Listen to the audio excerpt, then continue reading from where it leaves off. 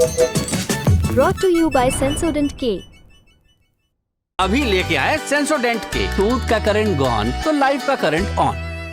हमारे एक व्यूअर हैं अनुराग, उन्होंने हाल ही में हमें सेहत पर एक मेल भेजा अपने पिताजी के बारे में।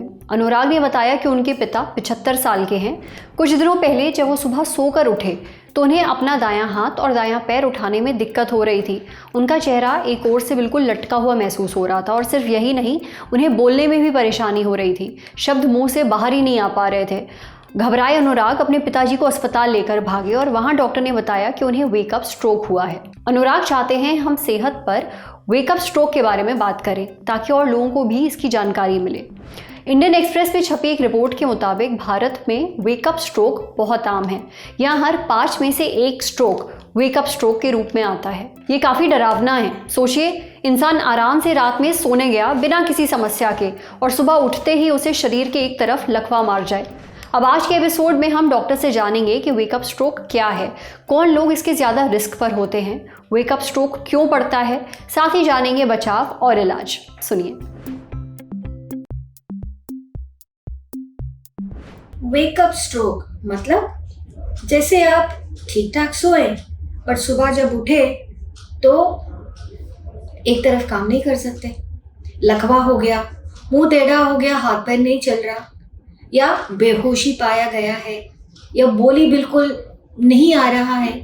तो जो ब्रेन अटैक या स्ट्रोक या पक्षाघात या लकवा जो जैसे ही उठते हैं सोने के बाद, जैसे होश आया या लोग आसपास के लोग जो कहते कि ये तो क्यों सुबह हो गया, ये उठे नहीं, जाते और ये लकवा दिखते हैं, तो उसको हम वेकअप स्ट्रोक कहते हैं। एक तो है एज, जैसे जैसे उम्र बढ़ता है तो हमारे रिस्क जो हार्ट अटैक और ब्रेन अटैक या स्ट्रोक जो वेकअप में भी हो सकता है, वो एक इसकी शिकार बन सकते हैं ना। उम्र तो हम नहीं रोक सकते, पर क्या चीज हमारे हाथ में है जिसको हम रोक सकते हैं? सबसे पहले है ब्लड प्रेशर, हाइपरटेंशन। अगर हमारा ब्लड प्रेशर बढ़ा हुआ मिलता है तो उसको कंट्रोल करना बहुत ज़रूरी है, नहीं तो वो सबसे महत्वपूर्ण रिस्क फैक्टर होता है जिसके कारण से ये स्ट्रोक हो सकता है। दूसरी नंबर में है हमारे ब्लड शुगर या डायबिटीज। शुगर अगर कंट्रोल नहीं हुआ वो भी एक रिस्क फैक्टर है। जो हमारे अंदर जो कोलेस्टेरॉल, लिपिड्स जो तेल बल्कि वो जो बैड लिपिड्स जो कहते हैं, जिसकी वजह से खून की नलियां धीरे धीरे धीरे एक सिकुड़ जाते हैं, अंदर उसकी खचरा बन जाता है, एथेरोस्क्लेरोटिक प्लाक्स कहते हैं उसको।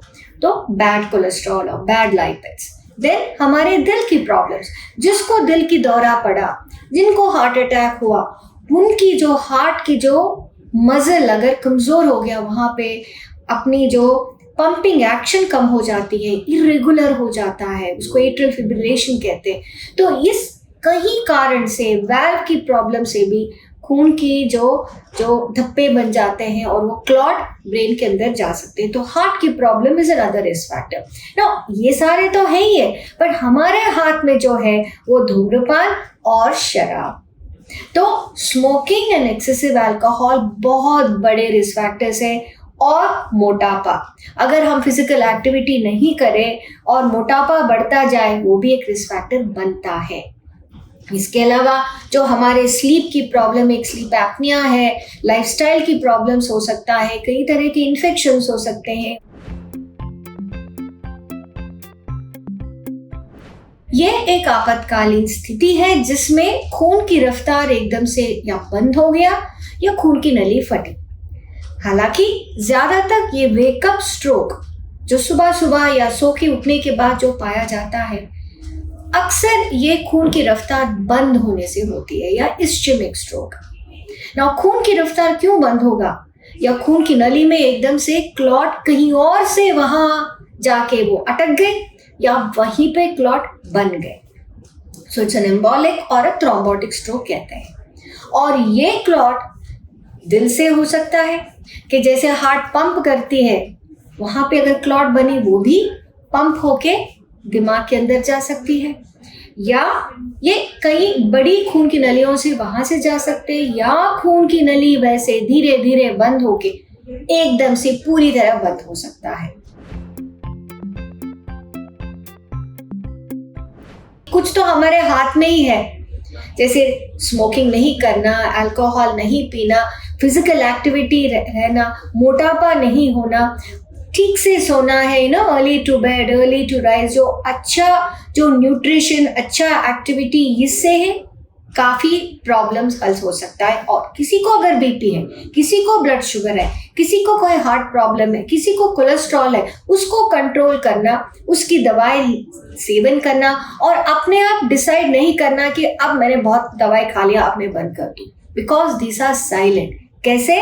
आप ठीक ठाक सोने गए और उठे लकवे के साथ, so that is the wake up stroke. अगर हुआ भी तो तुरंत आपको हॉस्पिटल आना है कि जितना जल्दी आप पहुंच पाए। इस वेकअप स्ट्रोक्स में भी उपचार है। जो खून की नली बंद हुई उसको हम दवाइयों के और बाकी उपचारों से हम इसको निकाल सकते हैं, खून की रफ्तार दोबारा चालू कर सकते हैं और काफी हद तक इसकी इलाज हो सकता है। महिलाओं और बुजुर्गों को वेकअप स्ट्रोक से खास सावधान रहने की ज़रूरत है। वो इसके ज़्यादा रिस्क पर होते हैं। अगर आपको या आपके आसपास किसी को बताए गए लक्षण महसूस हो सुबह, तो तुरंत अस्पताल लेकर जाएं, इसका इलाज हो सकता है। अब बढ़ते हैं सेहत के अगले सेगमेंट की तरफ, तन की बात। डॉक्टर से जानिए कुछ लोगों को मच्छर ज़्यादा क्यों काटते हैं।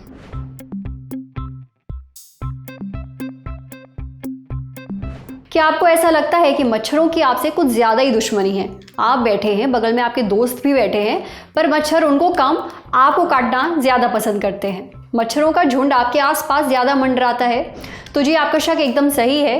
कई स्टडी से ये साबित हो चुका है कि मच्छर कुछ खास लोगों को ज़्यादा काटते हैं। देखिए, मच्छरों का कुछ खास लोगों के प्रति आकर्षण की एक बहुत बड़ी वजह है उनका ब्लड ग्रुप। ऐसा देखा गया है कि मच्छर ओ ब्लड ग्रुप वालों का खून पीना ज़्यादा पसंद करते हैं। कई रिसर्च भी ये बताती हैं। साल 1974 में 102 लोगों पर हुई स्टडी से ये बात सामने आई थी। साल 2019 में एक स्टडी और की गई।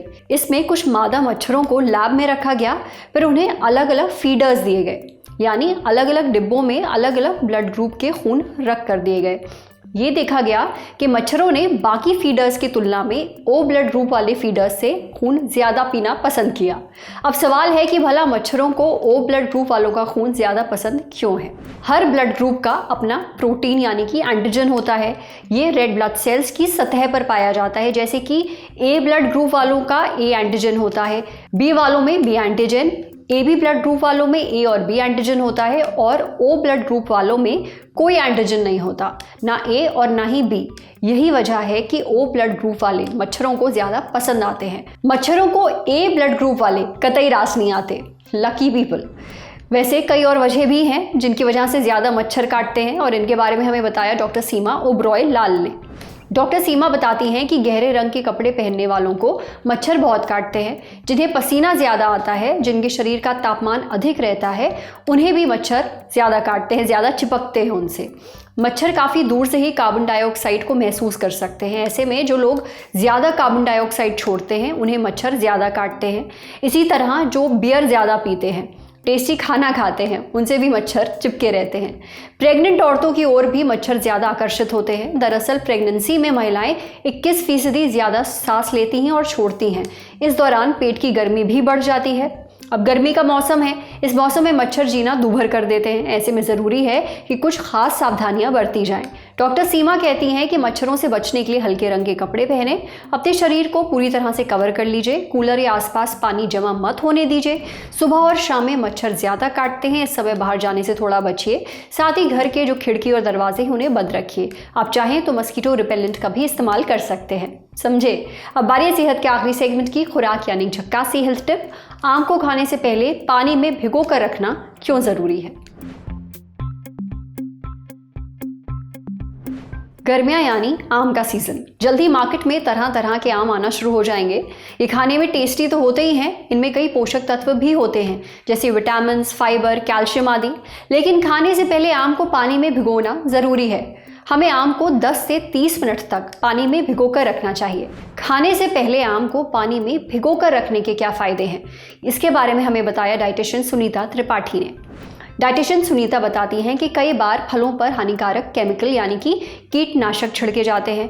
अगर इन्हें बिना पानी में भिगोए खा लिया जाए तो ये केमिकल हमारे शरीर में पहुंच सकते हैं। इससे हमारी स्किन में रिएक्शन हो सकता है, पाचन तंत्र गड़बड़ा सकता है और साथ ही शरीर को कई दूसरी दिक्कतें भी हो सकती हैं। आम को पानी में भिगोकर रखने से इस पर लगे जो बैक्टीरिया हैं वो भी साफ हो जाते हैं।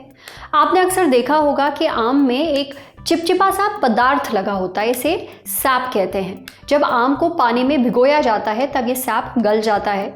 अगर हम ये चिपचिपा पदार्थ लगा आम खा लेंगे तो मैंगो सैप बर्न हो सकता है, यानी चेहरे पर फुंसियाँ हो सकती हैं, सूजन आ सकती है और स्किन एकदम लाल हो सकती है। इसके अलावा आम में फाइटिक एसिड भी पाया जाता है। इससे जिंक, आयरन और एंटीऑक्सीडेंट जैसे दूसरे पोषक तत्व शरीर में सही से अवशोषित यानी कि अब्जॉर्ब नहीं हो पाते हैं। इससे शरीर में मिनरल्स की कमी हो सकती है।